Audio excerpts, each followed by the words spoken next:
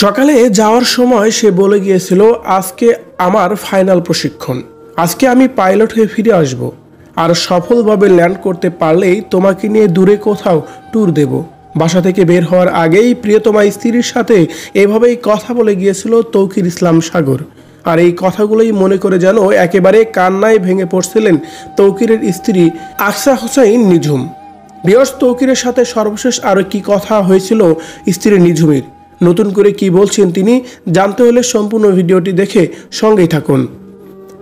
Tauqir Islam Sagar milestone school and কলেজের ঘটনায় যেন মহানায়ক হয়ে ফিরেছেন তিনি। তার কারণ তৌকির চাইলেই নিজেকে আগে থেকে বাঁচিয়ে নিতে পারত, তা না করে সর্বশেষ পর্যন্ত তিনি চেষ্টা চালিয়ে গেছেন যেন বিমানটা ফাঁকা কোনো জায়গায় ল্যান্ড করানো যায়, যাতে করে ক্ষয়ক্ষতির পরিমাণটা কম হয়। কিন্তু শেষ পর্যন্ত তা সম্ভব হয়নি। বিমানটি মাটিতে লুটিয়ে পড়ার 1.5 মিনিট আগেও কন্ট্রোল রুমে জানিয়েছিল তৌকির, বলছিল বিমানটি আমার কন্ট্রোলে নেই, নিচের দিকে পড়ে যাচ্ছে, কি করব বুঝতে পারছি না এখন। অনেক চেষ্টা চালায় বিমানটি ফাঁকা কোনো জায়গায় নেওয়ার জন্য, কিন্তু তার সম্ভব হয় না।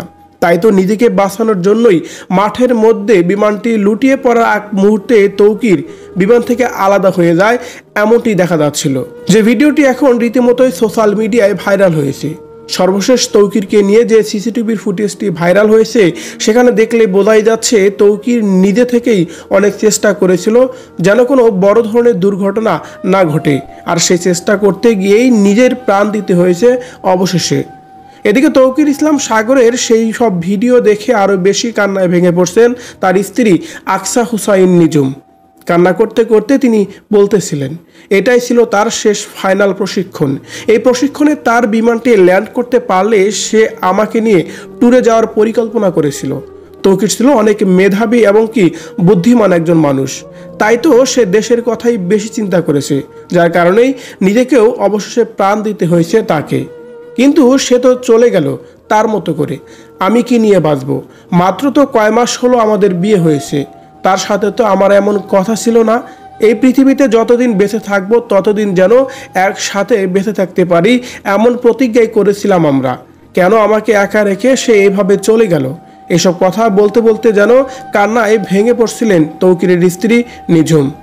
ভিউয়ার্স, উত্তরার মাইলস্টোন স্কুল অ্যান্ড কলেজের যে বিমান বিধ্বস্তির ঘটনাটি ঘটেছে, এই ঘটনার বিষয়টাকে সত্যিকার অর্থে আপনি কীভাবে দেখছেন?